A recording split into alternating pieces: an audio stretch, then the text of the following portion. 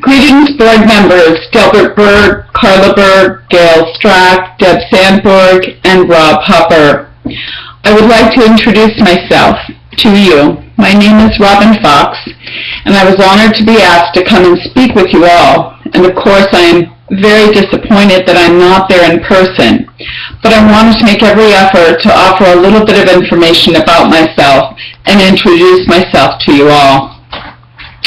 First of all, I want to thank you for allowing me to have this opportunity to come and speak with you and explain to you what I may have to offer.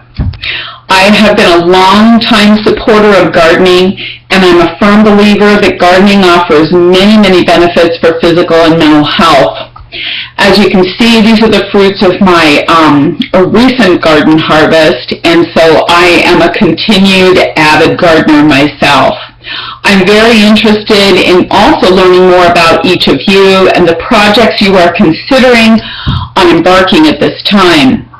Currently, I am very much hoping to become involved as a volunteer, in which I might be able to be involved with improving access to gardening, growing, and also improve access to the improved well-being that these activities can offer veterans. I have a very gardening and horticultural background to bring to the table. In the interest of time, I will just briefly review 3 experiences that might highlight how I might be able to be beneficial or helpful to the work of your organization. First, I'm a former Idaho certified organic producer. I started Foxtrot Lavender and Herb Farm over 25 years ago. My children and I operated this small family endeavor for several years. So I am familiar with organic growing practices, and I have a strong passion for teaching others those principles. Second, by profession, I am a nurse practitioner with very strong interest in mental health. In the process of pursuing my master's degree in counseling, I researched the use of gardening and horticultural therapy quite extensively. Part of that research concluded with a community collaborative project in which I supported a gardening program and implemented horticultural therapy activities with survivors of domestic violence. This project took place at Hope Store Domestic Violence Shelter in Caldwell, Idaho from 2010 to 2011.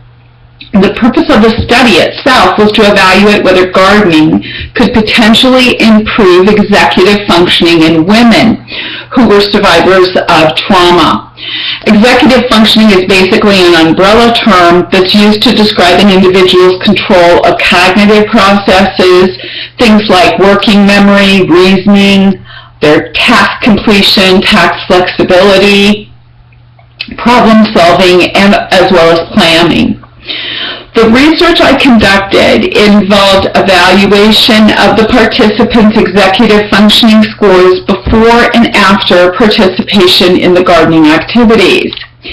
And what do you think happened? You guessed it. The women did have measurable improvement in most of these cognitive processes. The greatest improvements were seen in women's planning and problem-solving abilities.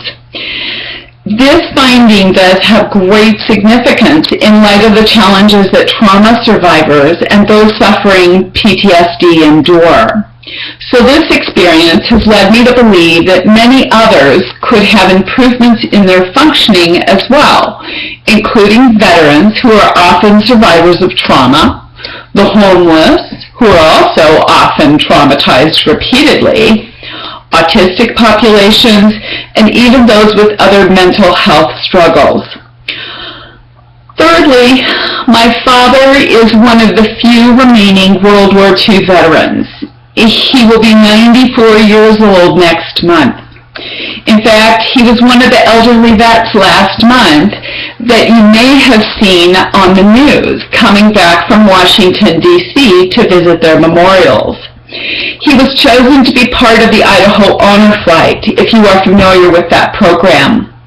I'm also the proud mother of a young man who continues to serve in the U.S. Marine Corps and has been doing so for over 8 years. So I am interested in helping others, but as you can imagine, I also have a passion to serve and help veterans in particular. I'm at a point in my life and career in which I want to give back and actively help others directly in my community. So I'm really hoping that at one point in the future, you all and I can explore how I might be able to be of help to your group.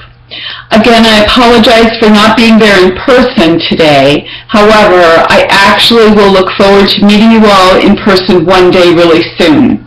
Thank you so much for taking the time to look at this video, and I hope you all have a great meeting, and I hope to hear from you soon.